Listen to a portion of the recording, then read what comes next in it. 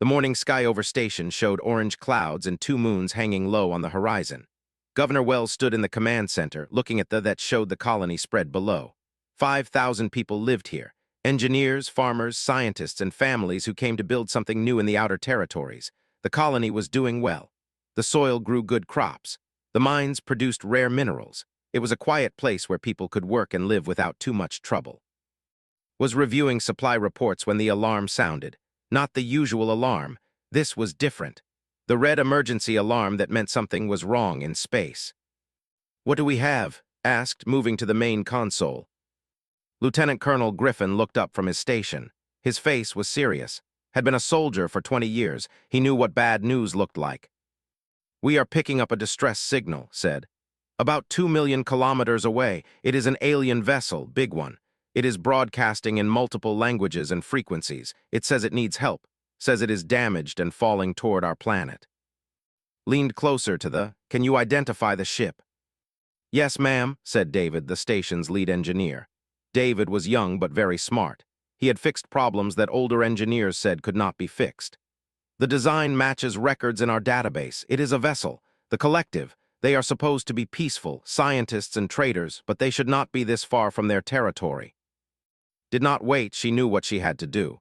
"Get me Colonel Hayes, tell him to prepare a rescue team. Full medical, engineering, and security personnel. This ship could have injured people. We send help now."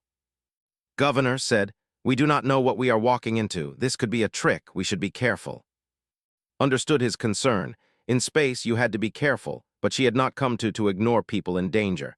"They are not known for tricks. They are scientists. Something bad happened to them. We help." 30 minutes later, Colonel Hayes was in the briefing room with his team, was closest advisor. He was strong and smart, and he cared about the people under his command. He listened while explained the situation. "We do not know if the ship will make it down safely," said. "But if it does, there will be survivors who need our help. I want engineers, doctors, and soldiers. If they are hostile, you protect our people. If they are hurt, you save them. Understood?" "Understood," said. The rescue team flew in fast ships toward the damaged vessel. As they got closer, they could see the damage was real. Entire sections of the ship were burned. Systems were offline. The ship was losing height fast, falling toward like a dying bird. The captain met in the cargo bay of the damaged ship. The captain was tall and thin, with skin that was pale blue and eyes that glowed softly with intelligence. His name was, and he was not just a captain. He was a scholar, a scientist who studied how species could live together. When saw the humans, he stepped back. His whole body went rigid. "Where are the others?" asked. His voice was careful, like he was afraid.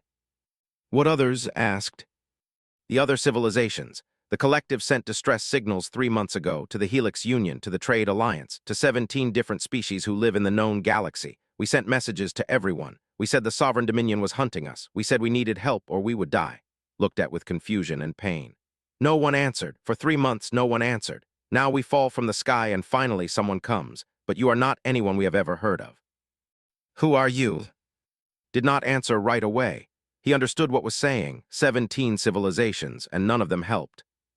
"I am Colonel Hayes of Station," he said. "We are humans. We just received your signal today, but we received it and we are here. That is all that matters now. How many people need help?" Over the next hours, the rescue team worked hard. There were 243 on the ship. Some were injured. Some were sick from the damage and fear. The human doctors worked side by side with medical officers. The human engineers helped save critical systems. By the time the ship crashed into the atmosphere and made a hard landing in the colony's safe zone, most of them were stable. No one had died on the way down. Was there when walked off the ship. He looked at the sky. He looked at the colony around him. His eyes filled with something like tears but did not cry. They felt emotion differently. "You saved us," said. "You needed help," replied. "That is enough reason for humans to act." Over the next weeks told everything. The Sovereign Dominion was an empire that ruled a large part of the galaxy through fear and power. They did not accept species that would not submit to their control. They had refused to give up their independence. The Dominion sent ships to destroy them. The collective was nearly broken. Most of their worlds were conquered. The few ships that remained fled into deep space, hopping to find refuge. Showed the message logs, 17 species. Each one said no. Some said it was too dangerous. Some said they could not waste resources on a lost cause. Some did not even respond at all. Read the logs and felt anger, but she also felt something else. She felt the weight of what helping would mean. If she protected the Dominion might come looking for them. Station might face an enemy that was powerful and without mercy. Called her council together. She told them everything. She asked if she'd help or send the away to fend for themselves. Every person in that room knew the risk. Every person understood that protecting the could bring war to their home. But no one said to turn the away. We help, said finally. We are humans, they asked for help and we answer. We will fix their ship. We will give them supplies. We will be their allies. And if the Dominion comes, we will be ready. Learned what human kindness was. The humans did not ask for payment. They did not ask for promises. They helped because they needed help. It was simple. It was direct. It was something no other species had been willing to do. Asin stood together on the colony's main observation platform, watching repair work begin on the ship, said something that would echo through history. 3 weeks had passed since the ship landed at station. The colony had transformed into a fortress in all but name. Engineers worked day and night to repair the vessel, while military personnel moved supply crates and set up defensive positions. Had declared a state of alert but not panic. The people were nervous but calm. They were ready. In the command center, Griffin studied the communication logs that had given to the humans. Each message was a prayer for help. Each one had been rejected. Sat across from at a long table covered with documents and showing tactical information. 17 messages, 17 refusals. Some of the civilizations that rejected help were not even enemies of the Dominion. They simply did not want trouble. They were afraid, said quietly. He had accepted this truth over 3 weeks, but it still hurt. Not all of them, replied. His voice was hard. Some were just cowards. There is a difference between fear and choosing not to care. Was already working on defensive plans. He had taken the military data and combined it with resources. The colony had basic defense systems, mostly designed to protect against space debris and small threats. Now was trying to turn them into weapons. Our platforms are not designed for war, David said in a separate meeting with End. David looked tired. He had been working for 16 hours straight. We have point defense lasers for small objects. We have electromagnetic systems, but they are civilian grade. The Dominion will have military weapons. Their ships are bigger. Their weapons are stronger. Can you improve what we have? Asked. Yes, David said. But improving is not the same as making them equal to military systems. We can make the platforms harder to kill. We can make them last longer in a real fight. But honestly, Governor, if the Dominion sends a full military fleet, we cannot win. Had already accepted this. Then we do not plan to win, we plan to hold. How long can we hold? David thought about it. Maybe 48 hours if we have full defensive support from orbit. Maybe 72 hours if they do not use their heaviest weapons. But that is the best estimate. After that, they will break through. Then we hold for 48 hours, said. Because in 48 hours, something will change. She did not tell them that she had sent a message through the human relay network. A message that described exactly what was happening at. A message that said a human colony was harboring refugees from a galactic tyrant. A message that asked if any human would answer. The message had gone out 3 days ago, did not know if anyone would respond, but she was betting on it. Meanwhile, worked with the survivors to prepare for evacuation. The ship was nearly repaired, but not completely. If the Dominion arrived before repairs were finished, they would have to flee in a damaged vessel or hide. Organized his people to gather in the colony's underground bunkers, the deep caverns beneath where heavy equipment had been mined for years. Spoke with as workers prepared the bunkers for habitation. His blue skin seemed even paler now, like he was worried his hope would be disappointed again. Why do you do this? Asked. You risk everything for people you barely know. Looked at the workers moving supplies. Her people. The people from who had volunteered for military duty even though they were farmers and engineers, not soldiers. My parents came from Earth, said. Earth is the world where humans evolved. It is harsh. The climate is violent. Animals are dangerous. Resources are limited. We had to learn to help each other or we could not survive. Humans learned that if you do not help people when they need help, society breaks. Everything falls apart. That is what we are. We help each other. We help other species when we can. That is not weakness. That is what makes us human. The alarm sounded again on the 39th day since the ship had landed. This time, it was not a distress signal. This time, it was Dominion warships appearing at the edge of the system. Watch them appear on the long-range sensors. 12 capital ships, 20 smaller warships, fighters and support vessels, a small fleet but powerful, a fleet designed to break resistance. "They are here," said simply. His voice was calm, he had expected this. Took the message that came from the Dominion flagship without hesitation. The commander's face was cruel, hard, like a being who had crushed resistance so many times that he had stopped considering it real. "You have 48 hours to surrender the refugees," the Dominion commander said. "Surrender them and your colony will be spared. Refuse and we will destroy everything, every building, every person. The colony will become an empty crater. You have 48 hours." The transmission ended. Did not hesitate. She opened every communication channel in the colony. She spoke to her people. She also broadcast to the Dominion fleet and to the galaxy beyond. "I am Governor Wells of Station," she said. Her voice was steady and clear. "I am telling the sovereign Dominion that Station will not surrender we will not abandon them. We will fight. We will resist. We will stand against the Dominion until we can no longer stand. If anyone in human space hears this message, if any human can come to help, I ask you to answer. We are your people. We are human, and we need you." In the command center, as alarms sounded and people rushed to stations, looked at. "Do you think anyone will come?" he asked. Deep in human space, far from the outer territories where Station orbited quietly, Captain received the message. Her ship was the AESL Valkyrie, a destroyer-class military vessel with a crew of 400 people, had been born on Earth, though that all humans came from. She had grown up in a city where earthquakes could destroy buildings and storms could kill. She had learned early that survival meant being ready to fight and being willing to sacrifice.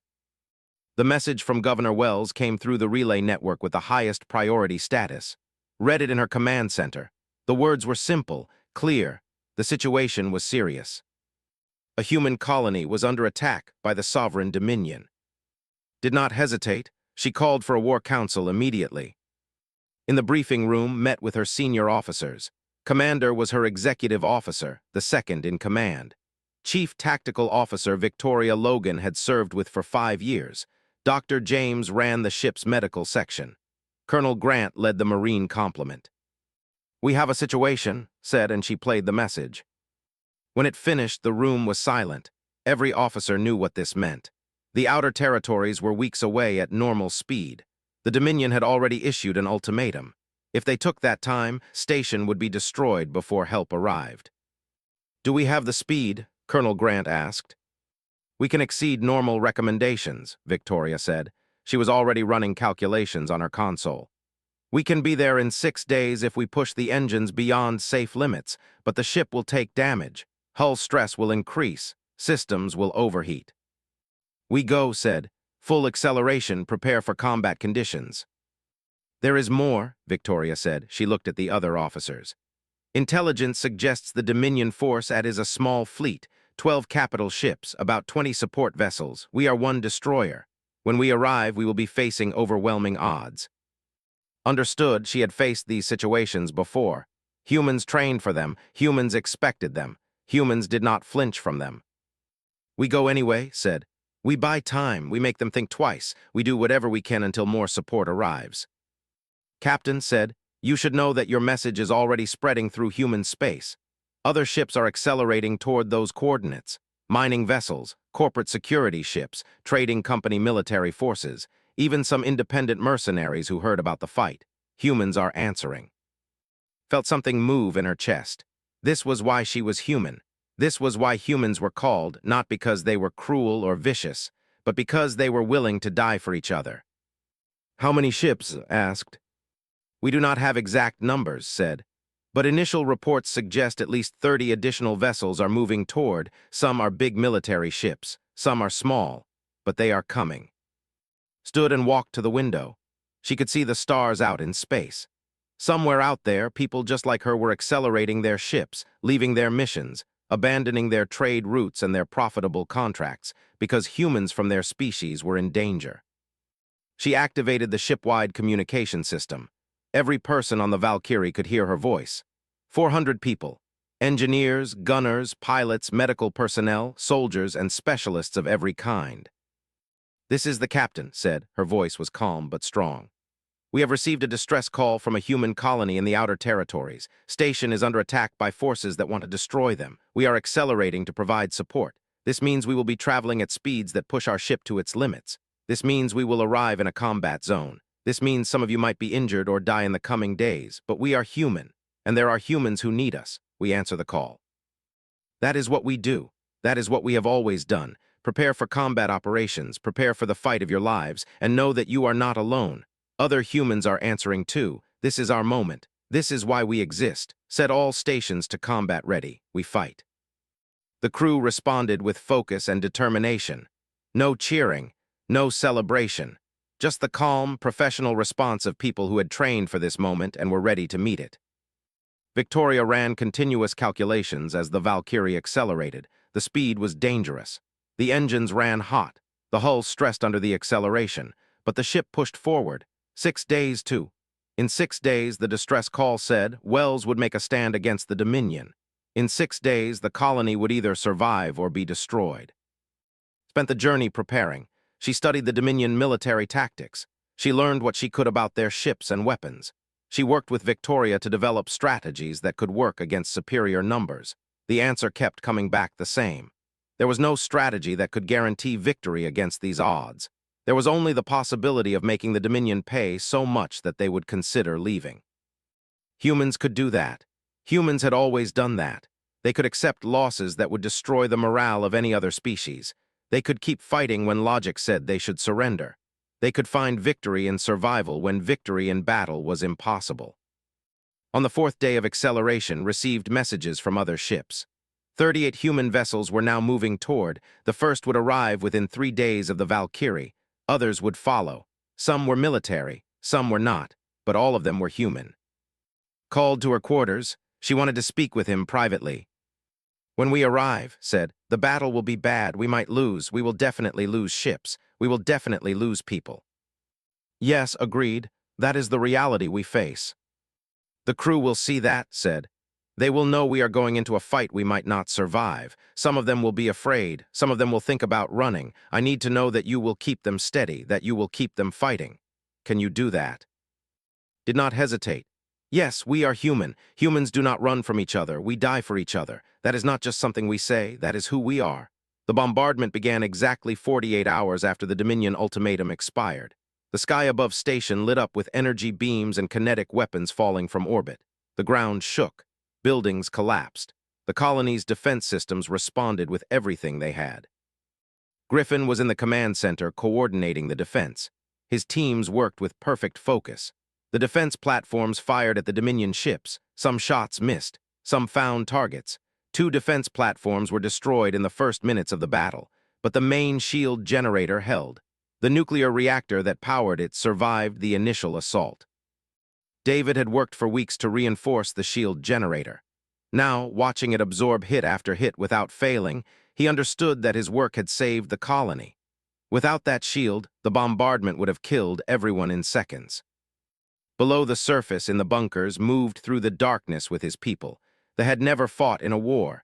Their civilization was built on science and cooperation, not violence.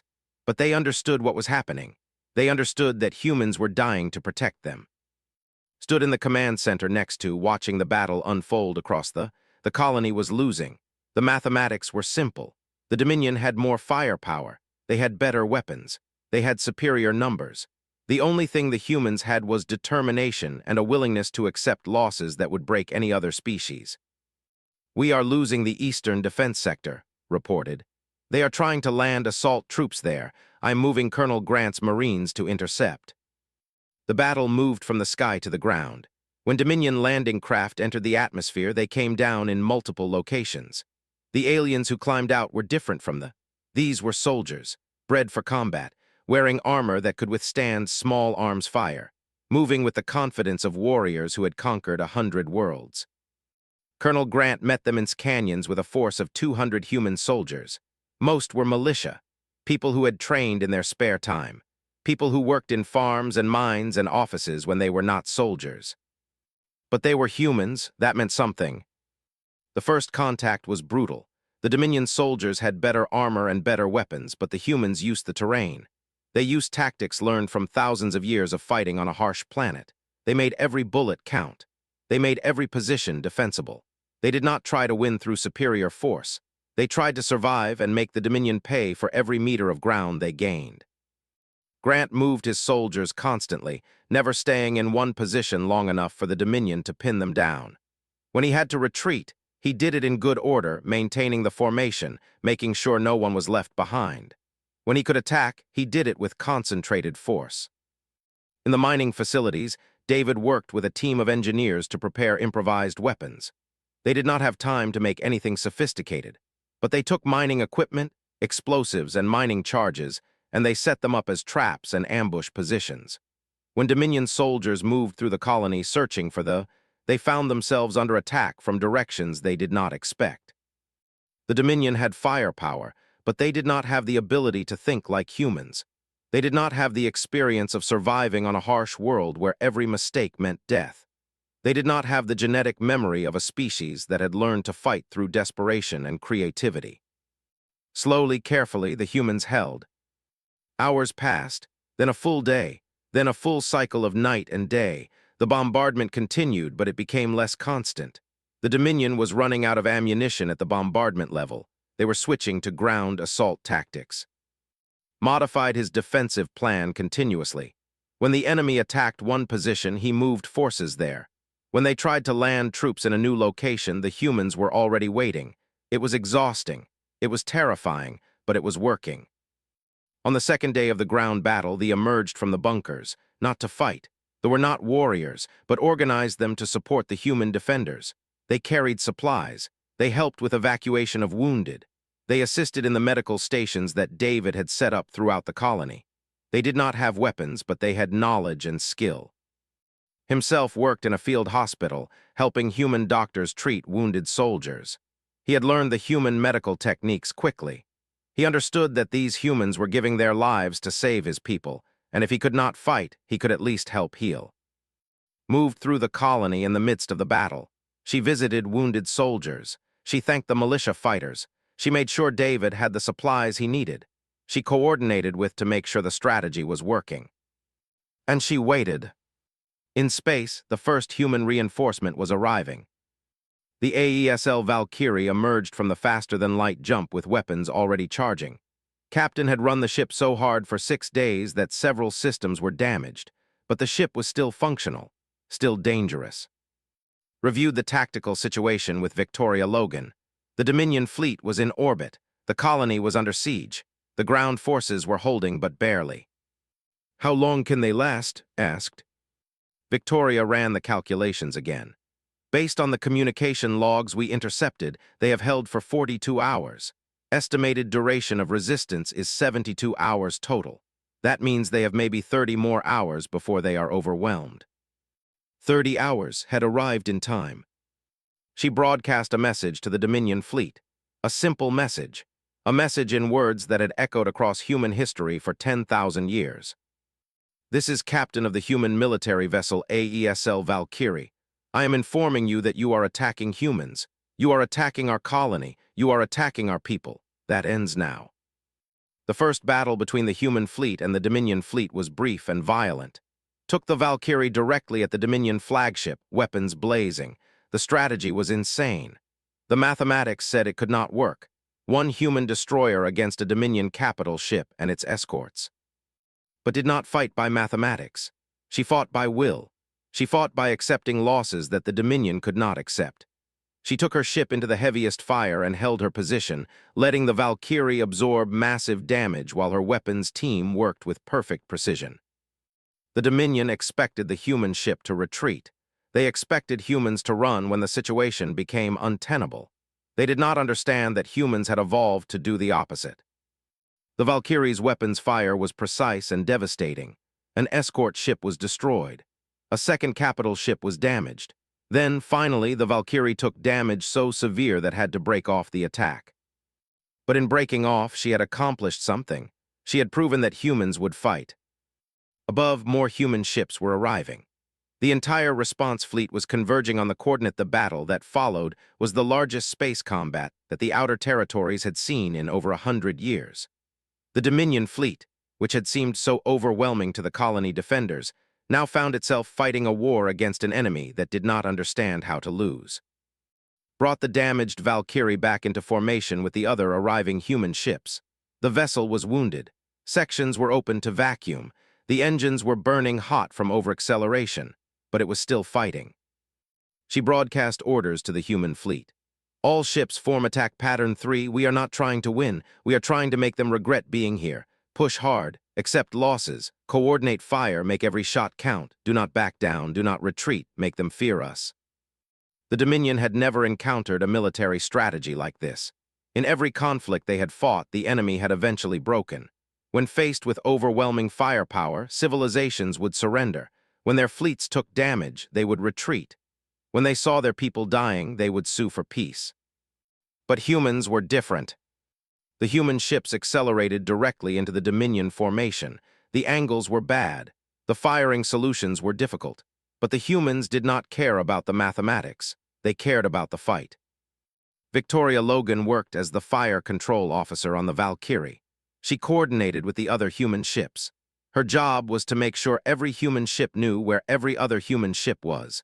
That way, they could avoid hitting each other while attacking the enemy. The battle raged for hours. Human ships took damage. 3 human vessels were destroyed in the first hours of combat. More were damaged, but the humans kept fighting. Ships that should have been broken maintained their formations. Ships that should have retreated pushed forward. The Dominion commander watched the reports coming in from his ships. His captains were asking for permission to withdraw. They did not understand what they were fighting. They did not understand why this enemy would not break. On the ground, Griffin watched the space battle unfold He understood what was happening. The humans in space were holding the Dominion fleet's attention. That meant the ground forces would have a chance to push back. All defensive positions, ordered, prepare for counterattack. Colonel Grant, I am sending reinforcements. Push the Dominion troops back, make them regret landing here. Colonel Grant received the order and moved his forces forward. The human militia had been fighting for over 2 days without sleep. They were exhausted, but they were also angry now. They were fighting knowing that humans in space were dying to protect them. The counterattack was vicious. The militia soldiers moved through the colony with weapons hot. Where they found Dominion soldiers, they did not hesitate. They fought with the desperation of people who knew they were fighting for survival. They fought with the rage of people who had been attacked in their own home. Slowly, the Dominion ground forces began to fall back. The Dominion commander received reports. His ground forces were retreating. His ships were taking unacceptable casualties. His fighters were dying at a rate that was not sustainable. The humans were accepting losses that any other military power would have considered catastrophic, yet the humans kept fighting. He made his decision. He ordered the fleet to break off the attack. Watched the Dominion ships begin to retreat. She could have pursued them, but she held her fleet in defensive positions. She had accomplished what she came to do. She had made the Dominion fear humans enough to leave. The Valkyrie was badly damaged. 3 other human ships had been destroyed. 5 more were severely damaged, but the colony was alive. Station had survived. Colonel Grant led his forces back toward the command center. His soldiers were exhausted but triumphant. They had faced an enemy they did not think they could beat, and they had forced that enemy to retreat. Wells was in the command center when signal reached down from orbit, requested immediate landing clearance, granted it. 20 minutes later, walked into the command center wearing a uniform that was torn and stained with blood that was not hers. Her face was bruised. One arm was wrapped in medical tape, but her eyes were clear and determined. She looked at Governor Wells, said formally, Captain AESL Valkyrie, I came to answer your call. Extended her hand, took it. 2 human women, separated by distance and rank, but united by the same belief, the same understanding of what it meant to be human. You came, said, you came when we asked. Of course, replied. You are human, you called for help, we answered, that is what we do. Around them, the wounded were being treated. The colony's people were emerging from the bunkers. They were walking on the surface for the first time, seeing the colony they had been trying to reach. Approached and, his blue skin was marked with fatigue, but his eyes held something like wonder. I have learned something about humans, said. He spoke slowly, as if translating the concept from his own language. 17 civilizations refused to help my people. We sent 17 messages into the darkness, and every single one was rejected. We thought we were alone. We thought the galaxy had decided we did not matter. Looked at the human soldiers around him, at the wounded who had given everything, at the engineers who had worked beyond the limits of their strength. Then humans answered, said, humans came from across the void. Humans died to protect people they had never met. Humans refused to abandon us even though it would have been easy. I do not have the words to say what that means to me. Smiled, that is what humans do. We might not be the strongest we might not have the best technology or the longest lives. But when someone calls for help and we can reach them, we do. That is the core of what we are. Added, we are a young species. Most of the galaxy thinks we are not important, but we know something that many civilizations have forgotten. A human life has value. A human connection has value. When you connect to another human, you are responsible for them. That responsibility does not end when it becomes inconvenient. In the coming days, more human ships arrived. 42 vessels total had answered the call. Some were military. Some were cargo ships that had been retrofitted with weapons. Some were privately owned vessels crewed by people who simply could not ignore a call for help. The Dominion fleet had retreated beyond the system. They sent no more threats. They sent no more ships. The humans had proven something to them. They had proven that they were not afraid to fight, and that they would fight even when the odds were terrible. And in that message, the Dominion heard something that terrified them. They heard that humans would accept losses that would break any other species. They heard that humans valued each other more than they valued safety. They heard that humans could not be defeated by force alone. Worked with and to plan the next steps, the ship was repaired now. It was ready to leave, but had a proposal. We would like to form an alliance, said. Not just with Station, but with all of humanity. We believe that working together, humans and we could build something that the Dominion would fear.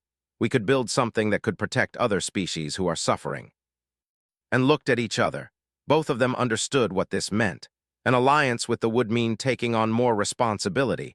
It would mean facing the Dominion in future conflicts. It would mean more danger.